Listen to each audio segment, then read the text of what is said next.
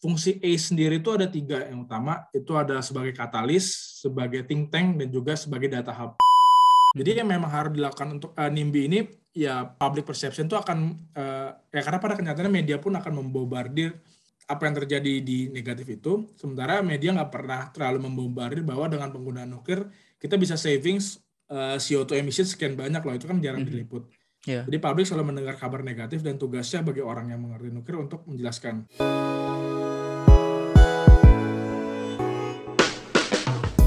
Hai, dari COBC Inisiatif, aku Harun Ardiansyah dan ini adalah season ketiga dari podcast Bicara Nuklir. Di episode ini, aku ngobrol bersama Alfred Christopher Gurning, officer di ASEAN Center for Energy di bagian ASEAN Plan of Action and Energy Cooperation. ASEAN Center for Energy memiliki peran yang unik untuk mendukung penggunaan energi nuklir untuk kebutuhan sipil. Kali ini, aku ngobrol lebih dalam mengenai apa itu ASEAN Center for Energy dan perannya secara khusus di bidang energi nuklir, studi-studi yang pernah dilakukan oleh ASEAN Center for Energy, PLTN Bataan di Filipina, fenomena Not in My Backyard, dan masih banyak lagi. So, let's check it out. Oke, kembali lagi di Bicara Nuklir. Terima kasih banget nih, kita udah kedatangan tamu, yaitu Mas Alfred Gurning dari ASEAN Center for Energy. Thank you banget Mas Alfred udah berkenan hadir. Jadi langsung aja, mungkin Mas bisa minta tolong nggak Mas di background kan, karena aku sempat ngelihat sedikit riset dikit tentang backgroundnya Mas, dan menarik banget dari metalurgi UTB, terus habis itu nuclear engineering di Spanyol dikatakan dulunya kayak terus ke ASEAN Center of Energy ini menarik banget. Bisa minta tolong diceritain nggak tentang pribadinya Mas Alfred gitu? Boleh. Jadi kalau saya pribadi untuk background education, ya betul saya menempuh studi teknik metalurgi di Institut Teknologi Bandung, itu dari tahun 2012 sampai 2016. Kemudian 1 tahun setelah lulus itu berkesempatan untuk mengikuti program di Eropa, itu namanya European Master in Nuclear Energy, itu program dual degree. Untuk tahun pertama itu menempuh Master of Nuclear Engineering di Universitat Politècnica di Catalunya di Barcelona. Lalu untuk tahun kedua itu ngambil spesialisasi di Institut National du Polytechnique di Grenoble di France. Ambil spesialisasi itu Materials Engineering for Nuclear Energy. Dan selama di Eropa juga sempat menyicipi lah industri nuklir yang cukup mature di sana. Sempat juga terlibat di salah satu startup namanya Copenhagen Atomics. Itu ngambil summer internship 2 bulan. Kemudian tesis waktu itu dilakukannya di Pusat Penelitian Nuklir Belgia, itu SCKCN. Itu untuk tesis waktu itu tentang investigasi korosi aluminium di reaktor, di research reaktor Belgia, itu namanya BR1. Jadi untuk research reaktor, mungkin buat teman-teman yang punya background engineer sedikit, itu dia menggunakan aluminium untuk fuel cell instead of zirconium. Jadi ini waktu itu memikirnya itu cukup relevan dengan yang ada di Indonesia, karena reaktor kita kebanyakan masih research reaktor yang sifatnya aluminium. Jadi ya cukup menarik juga sih untuk investigasi korosi ini, untuk sebenarnya tujuan akhirnya itu untuk waste treatment. Jadi untuk bagaimana kita waste treatment si fuel cell ini, aluminium ini, dengan cara sementasi. Jadi waktu itu tentang investigasi korosi untuk aluminium di semen. Terus lulus di tahun 2019. Waktu itu 2019 itu di masa galaunya kayak mau kerja apa mau S3. Karena kan biasanya kita habis S1 itu bingung mau kerja apa mau S2, ntar lulus S2, ya bingung mau S3 apa mau kerja. Kebetulan lagi nunggu S3 tuh balik ke Indonesia dulu, nyari internship, dapat di ASEAN Center for Energy, dan ngelihat sisi lain dari nuklir yang ternyata ada tentang policy, tentang lebih ke government views dan perspektif. Dan setelah internship sekitar 8 bulanan, apply sebagai technical officer di ASEAN Center for Energy, dan sekarang itu bekerja sebagai ASEAN Plan of Action for Energy Cooperation Officer. Jadi ASEAN Plan of Action for Energy Cooperation, atau biasa kita sebut APAEC, itu tuh bisa kita bilang the regional blueprint for energy cooperation in ASEAN. Ada berbagai macam, ada 7 program area, salah satunya itu Civilian Nuclear Energy. Di sekarang banyak untuk officer sebagai implementasi dari APAEC. Nggak cuma nuklir energi sih, cuma memang kalau yang nuklir biasanya banyak aku yang megang kalau di IS. Jadi ya itu sih dari Juni 2020 sampai sekarang sebagai APAEC officer di IS. Oh wow, ya itu menarik banget Mas. Tapi aku mau tarik dikit ya. Menarik tadi waktu Mas bilang ada transisi dari metalurgi ke nuklir gitu. Boleh diceritain nggak Mas? Kenapa memilih ke program yang dual degree nuclear engineering itu dari metalurgi gitu? Jadi sebetulnya kalau ketertarikan tentang nuklir engineering itu udah dari SMA. Karena zaman SMA mungkin kita belajar kimia nuklir, kalau nggak salah tentang radiasi, dan itu tertarik tentang fisika atomik, kimia atomik. Cuma pada waktu itu belum kepikiran untuk ngambil nuklir engineering. Jadi lebih kepikiran untuk jurusan yang lain, dan kebetulan pas waktu zaman itu kan namanya SNMPTN tulis, itu keterimanya di Fakultas Teknik Pertambangan dan Perminyakan ITB, dan milihnya jurusan teknik metalurgi. Cuma ketika lulus itu mencari-cari S2, tadinya mau lanjut S2 metalurgi, dan tiba-tiba pas lagi ngeklik website, muncul nih suatu program yang menarik, namanya MINE, European Master in Nuclear Energy, ini muncul di website-nya, dan coba diklik, ternyata menarik juga nih, dual degree dan bisa ngejar passion yang tadinya nggak sempat kekejar kan, karena pindah ke metalurgi dulu. Tapi begitu dilihat di program ini, kok ada spesialisasi materials for nuclear energy. Jadi sebenarnya masih nyambung juga ke metalurgi. Terus saya berpikir-pikir, di-apply di sini dan dapat, kayak mikirnya, sebenarnya nggak melenceng jauh banget. Walaupun mungkin di tahun pertama di Barcelona itu benar-benar ya dimulai dari nol untuk belajar reaktor physics, thermal hydraulics, simulation, Monte Carlo, dan other stuff itu benar-benar ya digembleng dari nol. Begitu udah masuk material for nuclear energy, oke, ini balik lagi metalurginya muncul juga nih, kayak gitu. Jadi ya mungkin sedikit berbelok, tapi akhirnya balik lagi ke bukan balik lagi sih, tapi lebih kayak spesialisasi, metalurginya iya, tapi nuklirnya juga iya. Ya, dan itu emang menarik sih. Aku di bidang reaktor fisik ya, dan selalu ketika profesorku selalu bilang tentang keterbatasan dari nuklir itu selalu batasannya itu cuma 3, material, dan material gitu. Jadi kayak orang material itu kayak penting banget gitu di nuclear engineering. Dan menarik tadi tesisnya Mas kan berkaitan dengan research reaktor itu, berarti apakah itu reaktor Triga sama kayak yang kita punya di Shiwabesi atau kayak gimana Mas? Pakai uranium silisida gitu juga kah? Iya, tapi modelnya lebih tua karena aku agak lupa dia tipenya. Singkat aku tipe Triga, lebih nggak mirip dengan Triga, nggak exactly sama.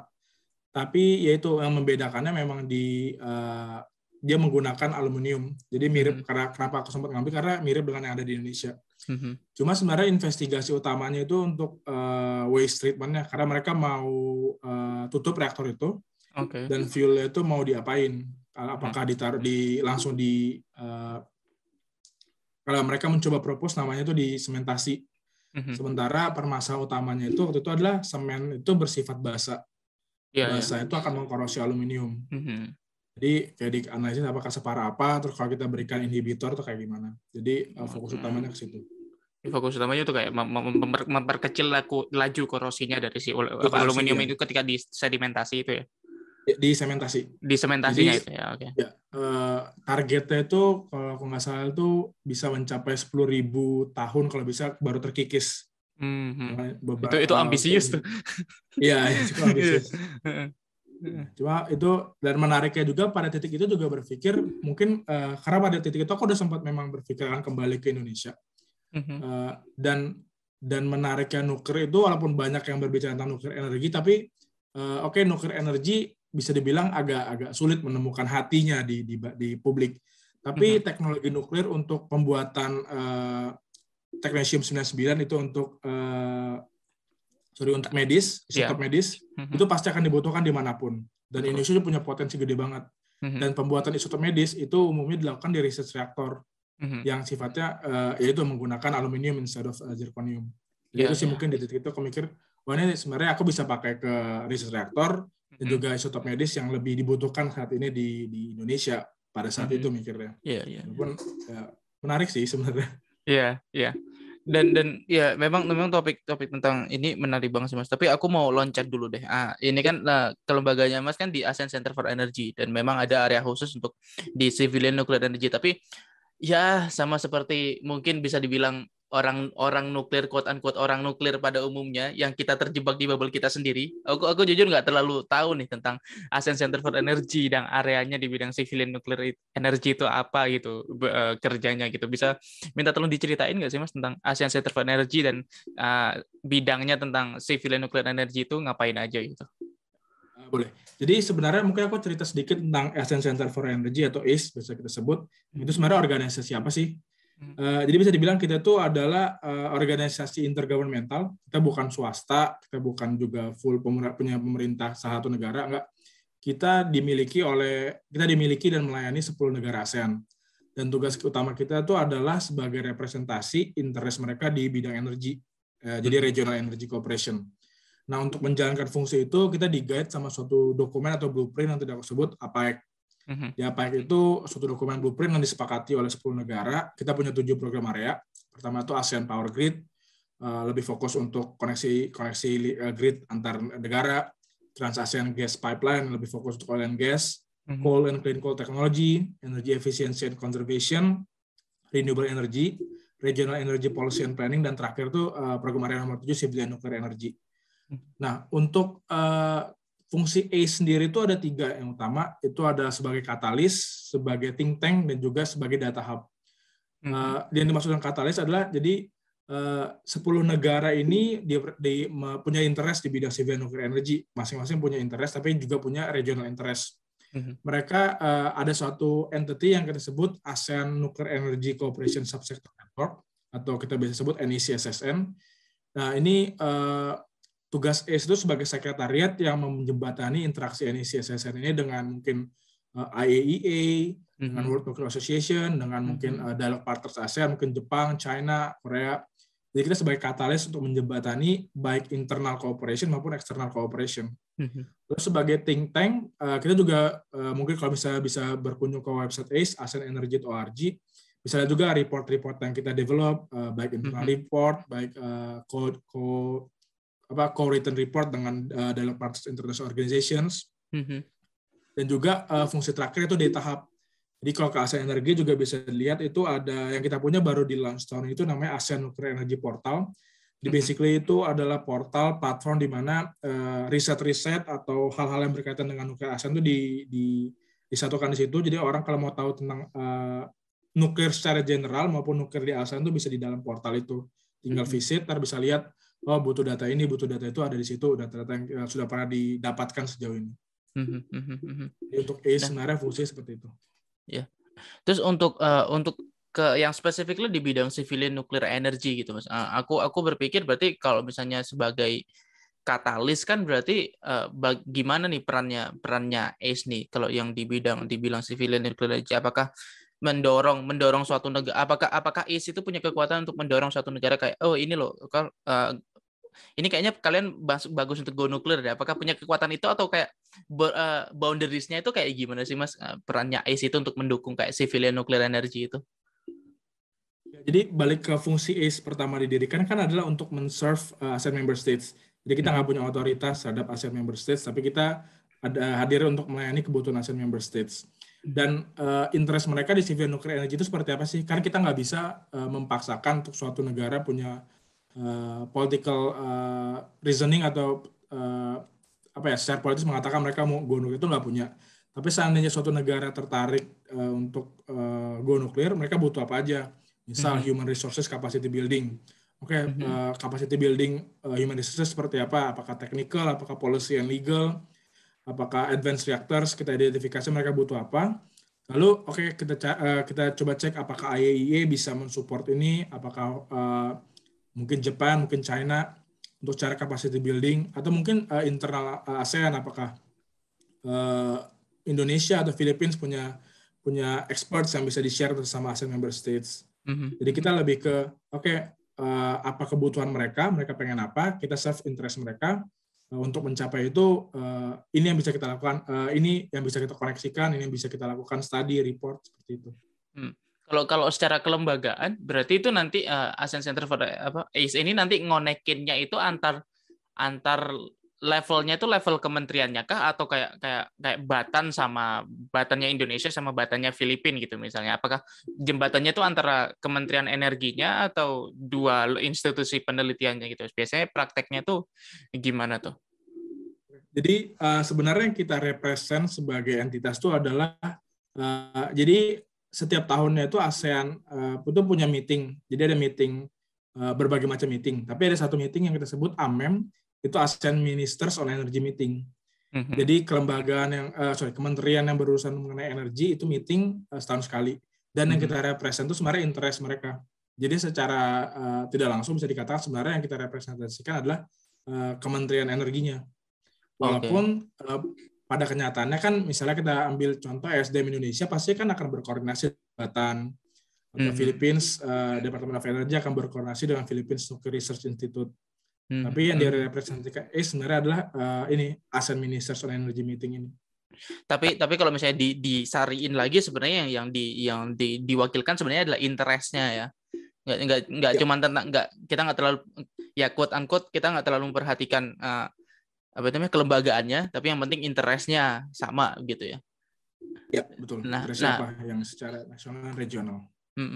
Nah, menarik Mas. Kemudian aku lihat saya itu tahun lalu kalau nggak salah tahun lalu itu kan ASEAN Center for Energy itu kan ngerilis nuclear fact sheet kalau nggak salah. Nah, itu kan di tahun lalu. Nah, ini aku lihat di negara-negara ASEAN tuh mana aja gitu kan yang udah punya dari 10 negara itu yang punya fasilitas nuklir gitu kan dan aku ngelihat kalau kita nih dibandingkan dengan region-region lain gitu misal Asia Timur atau Asia Selatan gitu kan atau bahkan lebih jauh lagi Eropa gitu region Southeast Asia ini kan termasuk yang paling sedikit nih memanfaatkan nuklirnya untuk civilian nuclear energy gitu. Gimana ACE itu memandang hal ini gitu Mas. Maksudnya kayak apakah ini itu maksudnya gimana peran ACE untuk mendorong itu gitu karena kita termasuk ya itu tadi kita menjadi region yang paling rendah memanfaatkan energi nuklir gitu. Gimana ACE memandang ini gitu? Baik lagi kita nggak pernah jadi untuk go for nuclear program itu keputusan hanya ada di negara, baik bahkan IAEA sebagai representasi United Nations itu nggak punya wewenang untuk mendorong suatu negara untuk membuat nuclear program. ACE pun punya pandangan yang sama, jadi tidak ada hak atau kewajiban ACE untuk mendorong suatu negara untuk mempursue nuclear energy. However, kalau memang ada ASEAN member states yang punya interest terhadap nuclear energy dan karena dibentuknya Nuclear Energy Cooperation Subsector Network atau NECSSN dan juga di adanya program area civilian nuclear energy di APAEC, sebenarnya bisa dikatakan ya bahwa sebenarnya ASEAN member states masih punya interest untuk implementasi nuclear program, walaupun mungkin levelnya ya berbeda dengan region-region yang lain. Dan ACE memandang ini ya baik lagi kita tuh hadir di sini untuk men-serve interest-nya dan kita juga bisa melihat mungkin di fact sheet itu bisa terlihat siapa sih sebenarnya frontrunners, siapa yang punya sudah memasukkan nuclear energy di energy plans mereka. Nah, kita melihatnya misalnya sebagai kita ambil contoh mungkin Filipina dan Indonesia yang memang memang mereka dua frontrunners di ASEAN, interest mereka seperti apa, kebutuhan mereka seperti apa, dan juga dari mereka apa bisa di-sharingkan ke ASEAN member states yang lain. Mungkin secara experience mereka dengan mission-nya IAEA atau seperti apa yang kita fasilitasi itu seperti itu. Interest mereka untuk sharing internally dan juga untuk mereka interact with external stakeholders. Nah, itu menarik. Ngomong-ngomong masalah Filipina nih, Mas. Mereka kan udah punya power plant sebenarnya kan di Bataan. Tapi tertunda karena pergantian politik itu. Aku jujur penasaran tapi nggak tahu nih harus cari di mana. Apakah ACE punya kabar ya tentang kondisinya Bataan sekarang? Karena harusnya mencakup ranahnya ACE juga kan untuk mencari tahu kayak kondisinya Bataan sekarang kayak gimana. Ya, jadi sebenarnya akan ada studi yang nggak fully dedicated to Bataan, tapi akan menyinggung sedikit tentang Bataan dan dan plans ya ke depannya. Studinya masih ongoing. Intinya kan Batam ini facing difficult tapi ya it's on a conjunction untuk melihat mau diapakan power plant-nya. Karena kan ada opsi untuk revamp atau ya udah dibiarkan itu dan Philippines membuat nuclear power plant yang lain yang baru. Oke. Untuk berita sekarang sebenarnya yang kita ikuti juga apa yang sedang terjadi di beberapa update lalu, ada beberapa interest dari negara-negara untuk assist dalam revamping ini. Cuma ada batasan-batasan seperti sekarang kan dia sudah digunakan untuk institusi edukasi Batam Nuclear Power Plant ini, belum lagi untuk berbagai safeguards yang harus diimplementasi yang baru untuk Nuclear Power Plant ini. Dan ya balik lagi sebenarnya ada juga riset yang menunjukkan sebenarnya electricity cost dan CO2 emission dari Batam ini kalau misalnya di revamp itu seperti apa, itu juga ada studi dari Philippines waktu itu sempat saya lihat. Tapi intinya balik lagi keputusan akan ada di Philippines, apakah mereka mau revamp atau membuat nuclear power plant baru atau tidak melanjutkan nuclear program mereka. Dan stands ready untuk mensupport apapun keputusan mereka nantinya. Oke, ya, I see. Iya. Selain itu nih Mas, balik lagi ke yang nuclear faction tadi yang yang sempat aku mention tadi, itu juga salah satu laporannya tuh bilang kayak there is a low public acceptance gitu kan di bidang nuclear energy gitu. Tapi somehow aku ngeliat ini kok agak contradicting ya, bahwa Batam itu kan ngelihatnya ini kan kayak udah 70% lebih masyarakat mendukung nuklir gitu. Tapi di ACE sendiri bilang kayak ada low public acceptance gitu. Yang dimaksud dengan low public acceptance itu yang kayak gimana ya Mas ya?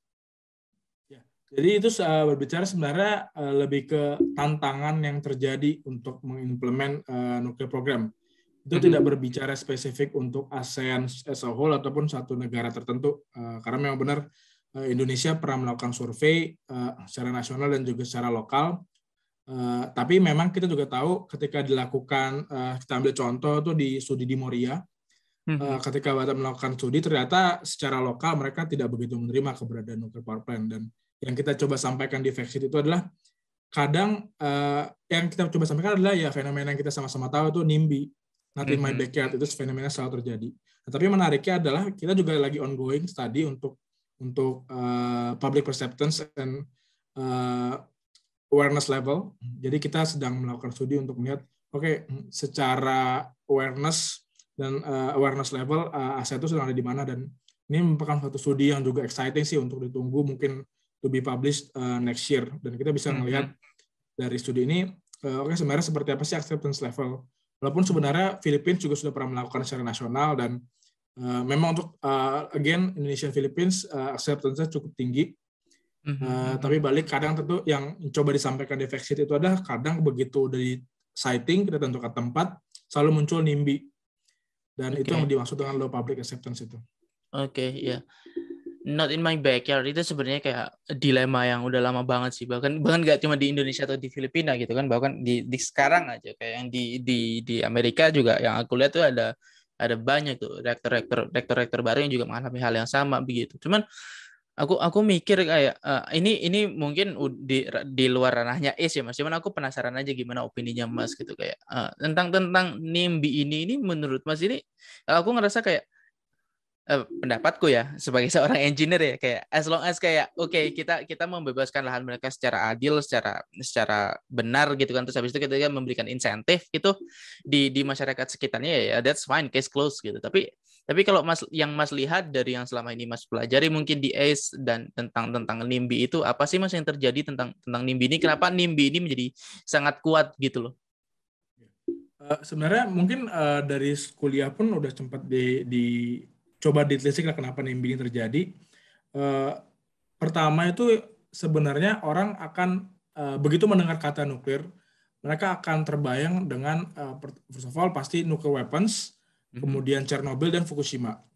Karena ya memang itu pernah terjadi, dan itu sudah secara ibaratnya brand nuclear energy itu menjadi buruk. Walaupun sebagai engineer kita bisa ceritakan soal nuclear weapon nggak usah takut karena ada non-proliferations, aksi-aksi untuk mencegah penggunaan nuklir sebagai weapon, dan juga uranium enrichment-nya berbeda kok untuk di reaktor dan juga di weapons.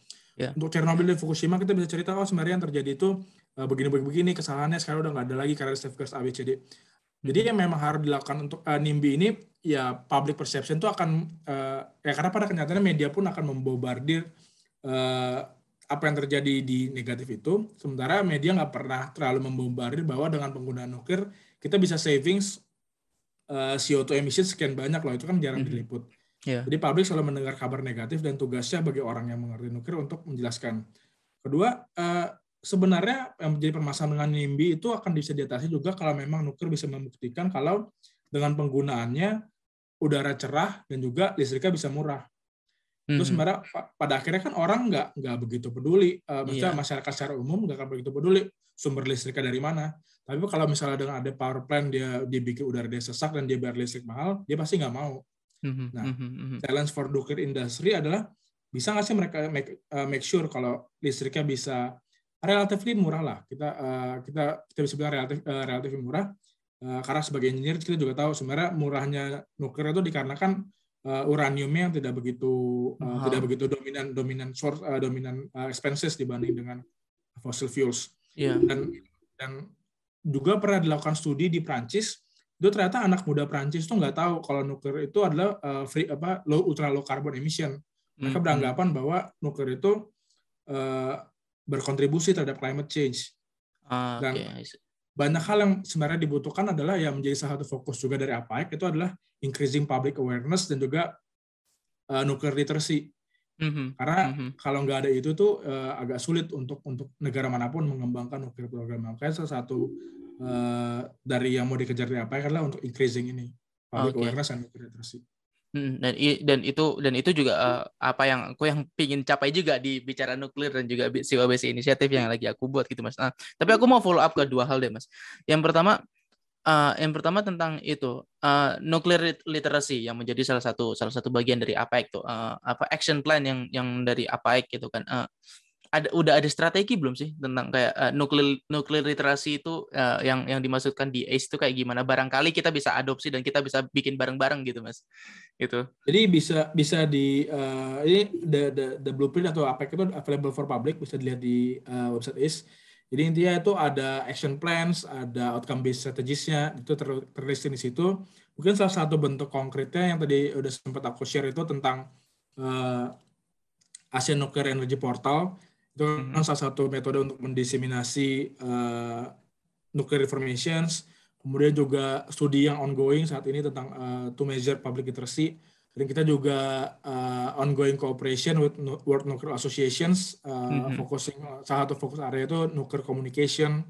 Jadi untuk itu salah satu dari yang sudah dikejar di APAEC saat ini. Jadi bisa untuk detailnya bisa dilihat di dokumennya, tapi ya itu salah satu yang bisa gue gambarkan adalah bentuk output yang sudah dikeluarkan ya kurang lebih seperti itu. Dan yang mungkin yang paling untuk salah satu yang paling key milestones this year itu adalah itu launching Asian Nuclear Energy Portal yang di dalam itu bisa lihat beberapa bukan beberapa sih, jadi ada banyak sekali data yang sudah pernah dilakukan, studi, report, presentation itu banyak sekali, dan juga ada key reports yang sudah pernah dipublish oleh ACE.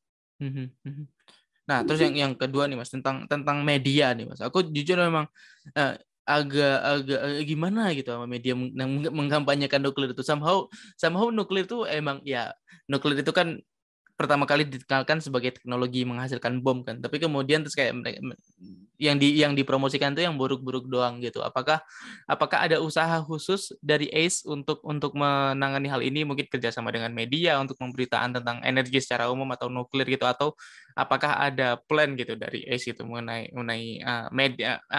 Aku mungkin bisa bilang media misinformation lah tentang nuklir ini. Kalau dengan media sepertinya masih belum ada, karena memang fokus utamanya kalau misalnya dilihat di key strateginya APAEC untuk nuklir itu lebih fokus ke building human resources capacity building for nuclear science and technology. Jadi belum secara, walaupun ada turunannya untuk improving public literacy and awareness, tapi untuk media belum secara khusus sih. Tapi mungkin sebetulnya yang perlu dilakukan media adalah to deliver the truth as what it is gitu. Jangan sampai maksudnya kita juga tahu lah beberapa sebut saja organisasi environmental yang mencoba menutupi beberapa fakta. Karena hal menariknya adalah recent report from UNFCCC itu mengatakan bahwa nuklir itu lebih low carbon dari wind. Dan itu sempat blow up di COP20 post COP26 atau ketika COP26 ketika UNFCCC UNFCCC itu mengeluarkan report ini dan that's the truth that should be published everywhere gitu. Kenyataannya kan ya media juga agak ragu untuk memberitakan itu, padahal ini United Nations loh yang ngomong. Dan ada juga riset yang mengatakan bahwa sebenarnya secara energy generated per deaths atau kematian tiap energi yang dihasilkan nuklir itu termasuk sangat rendah. Karena balik lagi ketika kita ngomong Fukushima, orang menganggap wah Fukushima mati orang begitu banyak, media mengatakan mati begitu banyak, padahal ya memang banyak itu betul. Tapi apakah itu karena ledakan reaktor Fukushima? Enggak, ketika dilakukan penelitian oleh WHO, ternyata itu kan terjadi karena proses evakuasi yang tidak baik dan juga memang dari tsunami-nya itu sendiri. Betul. Lalu kita bahas lagi tentang Chernobyl. WHO juga melakukan studi yang sama. Itu dalam lembaga independen, mereka United Nations. Dan maksudnya kita coba lihat film Chernobyl di HBO yang sempat blow up, orang begitu takutnya dan lain-lain. Kenyataannya Chernobyl it was a great disaster, betul. Tapi apakah efeknya sebesar itu? Apakah ribuan orang yang meninggal? Nggak juga. Dan ya hal-hal begini tuh nggak diliput sama media karena ya it's not generating traffic for them gitu kan. Iya. Dan ya tapi beruntungnya juga beberapa media yang mungkin cukup aware, mungkin para nuklir aktivis terutama di Northern America, Europe, mereka juga mencoba mengangkat isu bahwa ini tuh kayak sempat perdebatan di Eropa terakhir kan tentang European taxonomy kalau nggak salah. Betul. Nuklir bagus, boleh nggak masuk ke dalam situ kan, dan nuklir dan gas bareng-bareng tuh, which is aneh sebenarnya. Dan ya kayak gitu, kayak ya media tidak cukup meliput. Kenyataannya media tidak cukup meliput dan menyatakan bahwa nuklir itu ultra low carbon loh. Bahkan dia ketika we are speaking about solar and wind yang dianggap sebagai masa depan karena mereka low carbon, ya secara level emission, ya nuklir di levelnya on par bersama mereka. Lebih lagi kalau kita bicara lebih jauh, mereka yang base load power dari nuklir yang tidak intermittent bergantung cuaca itu punya advantage lebih lagi. Mungkin di nuklir faksi juga beberapa dijelaskan tentang advantage-nya, bahwa ya itu secara fuel dia dikit, secara area dia kecil, dia nggak intermittent begitu. Dan ya seberapa banyak sih media yang mengangkat itu, kayak aku pun baru tahu ketika aku kuliah ternyata lebih banyak daripada aku tahu sebelumnya gitu loh tentang nuklir. Walaupun bukan, it's not a perfect energy source gitu, dia juga butuh tempat penyetor waste storage, but ya nggak ada energi yang perfect, tapi itu juga langkah yang kurang tepat kalau memang meniadakan nuklir dari energy equation. Walaupun kembali balik lagi tiap negara mandiri untuk menentukan their energy mix ke depannya kayak gitu. Iya, dan menarik juga satu hal yang aku lihat juga itu adalah ketika kita ngebahas misalnya tadi ya di COP26 gitu kan. Aku tahu beberapa temanku yang dari student chapter dari American Nuclear Society itu kan ada beberapa yang berangkat ke sana, dan sebenarnya kan yang mencoba dikampanyekan untuk teman-teman ANS ya, yang aku tahu yang student chapter itu adalah better together gitu kan, bahwa harusnya renewable dan nuklir itu berjalan berdampingan dan musuhnya adalah fossil fuel gitu kan. Tapi entah kenapa ini sekarang itu malah jadi yang gontok-gontokan itu adalah renewables dan nuclear energy gitu, padahal musuhnya itu fossil fuel gitu. Nah, ada pendapat nggak Mas tentang ini, tentang kayak kok renewable sama nuklir gitu yang gontok-gontokan gitu? Itu yang sebenarnya perlu dipertanyakan kan, apa yang terjadi, kenapa dua clean energy sources ini harus diperdebatkan? Bukankah ya pursue both of them, depends on your country conditions kan kayak. Tapi yang kenyataannya adalah ya itu sih aku juga kurang begitu mengerti kenapa. Mungkin yang bisa aku kasih ke perspektif adalah ya advanced nuclear reactors itu memang sedang diusahakan untuk punya kemampuan untuk load following. Ibarat kata advanced nuclear reactors akan mampu untuk memberikan energi ketika matahari tidak bersinar dan angin tidak berhembus. Dan kalau memang opsi itu ada dan bisa diterima semua orang, bukankah berarti nuklir itu menjadi suatu complementary teknologi? Kita realistis, baterai itu nggak akan bisa secepat itu untuk grid level, untuk bisa mensuplai negara dengan kemampuan baterai. Dibutuhkan energy sources yang lain, dan one of the option is nuclear energy. Mungkin lebih realistis kayak gitu. Dan ya itu sih lebih ke ya, if you are going to aim for a better future, which is like low carbon future, why all options should be available kayak gitu sih. Aku balik ke pernyataan aku yang tadi sih. Kembali mungkin aku mau ke balik lagi ke Indonesia gitu, Mas. Aku ngeliat gini sih. Ini mungkin pendapat aja sih, Mas, bahwa aku udah melakukan podcast ini udah setahun lebih, dan kayak aku udah mewawancari banyak orang, dan kayak aku somehow ngerasa kayak advokasi di bidang nuklir itu somehow tidak berjalan secara efektif gitu. Karena aku ngerasa kayak yang menjalankan itu hanya engineer saja gitu. Contohnya mungkin bisa kita lihat ketika dulu di Muria gitu kan, waktu 90-an, waktu mau ngebangun PLTN di Muria gitu, bahwa ada dukungan dari NGO yang kontra nuklir, yang juga menghasut, ya bisa dibilang bisa menghasut masyarakat untuk kayak anti dengan nuklir gitu. Dan itu juga yang membuat si aktivis nuklirnya keder gitu. Mereka kalah debat lah bisa dibilang gitu. Lalu dengan yang sekarang ada gitu kan di North America sekarang juga aku lihat banget lagi gencar lagi nih kampanye dengan nuklir activism, nuklir advocacy itu. Kalau di level Indonesia atau di ASEAN sendiri itu, gimana Mas melihat tentang nuklir advocacy ini? Apakah perlu adanya nuklir advocacy ini di level ASEAN gitu, sehingga mendorong kemajuan energi nuklir untuk makin diterapkan di banyak negara gitu? Menurut aku satu hal yang challenging dan menarik tentang nuclear industry ada tentang communication. Karena aku juga baru nyadarinnya ketika kuliah. Industri itu untuk advanced reactor sempat menggunakan slogan atau tagline atau promosi adalah reaktor ini lebih aman dari yang teknologi sebelumnya. Mungkin untuk teknologi-teknologi seperti solar and others, it's okay to say that. Tapi ketika Anda mengatakan itu untuk nuklir reaktor, maka masyarakat akan bilang, oh berarti teknologi sebelumnya nggak aman dong, kenapa dipakai? Kayak gitu.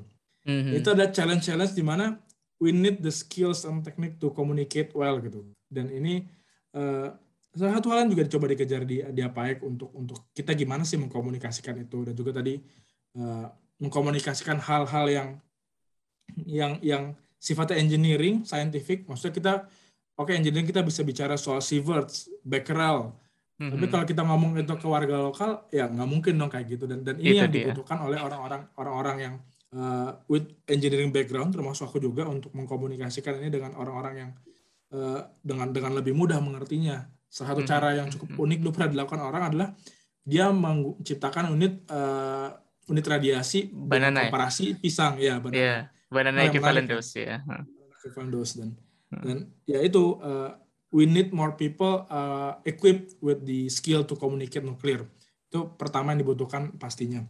Dan advokasi itu sendiri ya balik lagi, tidak ada satu entitas pun yang berhak memaksa suatu negara untuk go nuklir.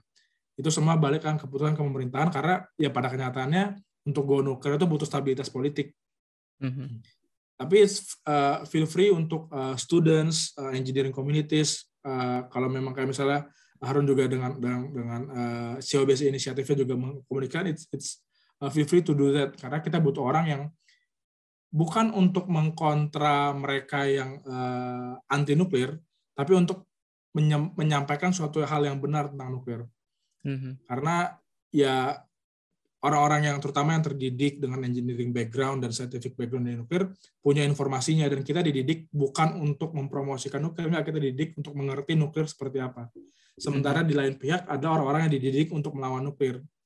Dan the people need to hear the truth. Kalau nuklir itu begini, kita sampaikan kalau A ya A, kalau B ya B. Kayak tadi aku juga bilang, nuklir itu nggak perfect. kita butuh waste, kita butuh bla bla bla bla.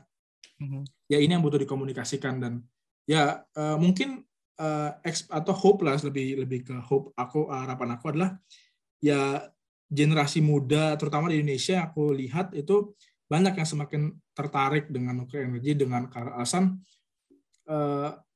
ya kita menuju low carbon gitu. Climate change it's getting real, dan mereka mungkin juga, aku juga bukan orang-orang yang sangat muda lagi, tapi aku juga melihat orang-orang yang melihat kita udah ngomong PLTN di Indonesia itu dari tahun kapan, tapi belum ada juga sampai sekarang. Dan ya generasi muda menjadi salah satu harapan juga untuk mereka mengerti, coba belajar tentang nuklir dan mencapaikan sesuatu yang benar. Dan itu juga mungkin salah satu harapan dari ASEAN Nuclear Energy Portal dan aktivitas-aktivitas ACE buat orang well equipped. Ini informasi yang benar, ini informasi yang dibutuhkan, tinggal kita juga sedang mencoba untuk equip them with the right communication skill.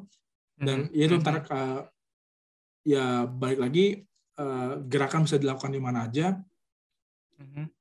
Ya itu intinya, kalau memang tertarik dengan nuklir, pelajari dengan benar, dan kalau memang ingin mengkampanyekan itu sebagai suatu opsi untuk negara Anda, ya lakukan saja, itu dibebaskan, itu dibolehkan.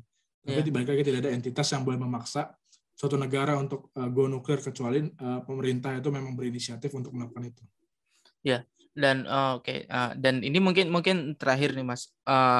Dari aku sih tentang apa, kayak ini kan dari Mas kan bergerak di intergovernmental organization, aku juga berusaha untuk bikin non-profit organization gitu kan, non NGO gitu kan. Nah, menurut Mas seberapa penting sih peran dari organisasi-organisasi seperti ACE atau COBC Initiative itu, yang dia intergovernmental organization atau NGO gitu, yang untuk mengkampanyekan nuklir gitu secara umum gitu?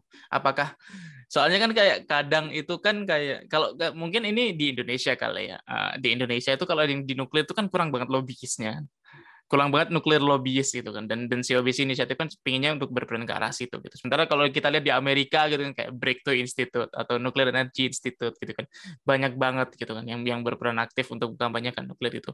Menurut Mas, ada nggak sih pandangan dari Mas mengenai kayak peran NGO ini atau IGO yang Mas di ACE sekarang untuk mengkampanyekan nuklir ini? Ada opini nggak Mas? Kalau IGO balik lagi agak sulit, karena ACE balik lagi kan to serve the interest of the ASEAN member states. Jadi kalau memang bukan dari interest dari member states untuk campaign, it's not our place to do that. Tapi untuk NGO justru lebih baik, karena ya NGO tidak terikat sama apapun. Secara entitas mereka bebas. Dan kalau boleh ambil contoh juga, satu NGO yang cukup terkenal, I think di Northern America itu Environmental Progress. Mereka cukup aktif dan dalam memfokasikan nuklir. Schellenberger ya? Iya. Schellenberger. Terus di Eropa itu nuklir Yaus, aku agak lupa namanya, tapi yang nuklir Yaus juga mereka mengkampanyekan tentang nuklir. Ya, mungkin, tapi salah satu hal yang cukup penting adalah untuk mengkampanyekan itu secara lokal pada akhirnya. Karena kalau misalnya kita bilang secara nasional persetujuannya tinggi, tapi orang-orang lokal situ nggak mau menerima, itu agak sulit, dan ini mengkampanyekan itu secara lokal. Mungkin butuh juga NGO untuk yang bisa bergerak secara lokal untuk masuk ke siting yang udah sesuai, dan dia bisa mengkampanyekan. Mungkin bukan soal mengkampanyekan, tapi mengedukasi hal-hal simpel seperti apa itu radiasi, apa efek kalau ada nuclear power plant di sini, benar nggak orang bisa gampang mati kalau hidup di nuclear power plant, hal seperti itu apalagi kalau bisa disampaikan dengan bahasa lokal itu sangat baik. Dan sebetulnya kalau sepemahaman aku, IAEA itu punya satu istilah yang disebut nuklir promotor, kalau aku tidak salah. Dan dia bukan nuklir regulator, dia ada suatu entitas sendiri yang bukan nuklir regulator. Jadi kalau misalnya kita ambil di contoh di Indonesia, promotor ini nggak boleh Bapeten, karena Bapeten ada orang-orang yang meregulasi nuklir. Jadi sebagai contoh, ya sebenarnya Batan pun bisa berperan sebagai nuklir promotor, karena mereka tidak mengeluarkan regulasi nuklir. Mereka juga ya kasarnya punya tugas untuk mengedukasi orang-orang tentang nuklir, dan kalau memang mereka diberikan amanat oleh pemerintah untuk mengkampanyekan nuklir, ya baiknya Batan juga mengambil tugas itu. Jadi selain NGO, ya pemerintah sendiri pun punya tugas sebenarnya untuk mengedukasi rakyatnya kalau memang mereka ingin go nuklir seperti itu. Oke. Dan itu tadi obrolan kita dengan Mas Alfred. Thank you banget Mas atas waktunya sekali lagi, ngegangguin malam-malamnya nih. Iya, dan mungkin terakhir mungkin Mas dari Mas mungkin apakah ada kayak penutup lah untuk menutup episode ini gitu Mas, mengenai kayak atau mungkin kayak apa yang Apaek tadi dalam mungkin setahun 2 tahun ke depan apa nih, bukan mungkin nggak cuma tentang civilian nuclear energy doang, tapi mungkin di seluruh bidang mungkin ada yang bisa diceritain nggak kayak ASEAN Center of Energy ke depannya gimana? Jadi mungkin sedikit cerita tentang ASEAN Interest. Jadi APAEC itu merupakan suatu blueprint yang sifatnya 5 tahunan secara cycle, dan kita tuh dari 2021 itu masuk di cycle baru yang kita sebut APAEC Phase 2 2021 to 2025. Dalam itu bisa dilihat interest di berbagai macam bidang, dan juga sebenarnya cukup lengkap dan gamblang apa aja yang akan dilakukan region ini untuk kedepannya. Dan mungkin yang ini aku sedikit mengencourage juga untuk para pendengar yang mungkin mayoritas adalah orang Indonesia. The potential of ASEAN itu very big gitu. Kita sebagai Indonesia memang ingin maju sebagai satu negara, tapi potensi kita sebagai suatu region itu juga lebih besar lagi, dan kita harus bisa manfaatkan itu. Dan terutama untuk bidang energi ini sangat banyak potensi dan hal-hal yang bisa kita manfaatkan. Dan ASEAN as a whole, para petinggi ASEAN, para petinggi negara itu sudah berpikir bahwa we are going ke masa-masa yang kita sebut energi transisi energi, dan ini adalah saat yang tepat untuk kita memperkaya diri kita dengan ilmu, dengan renewable energy, sustainable energy, nuclear energy, wind, solar, all of that. Gimana kita bisa ambil peran serta untuk negara kita dan juga region kita menuju transisi energi, menuju low carbon energy in the future, kayak gitu sih. Oke deh. Yep, thank you banget Mas Alfred atas kesempatannya, dan untuk yang mendengarkan sampai jumpa di episode selanjutnya. Bye bye.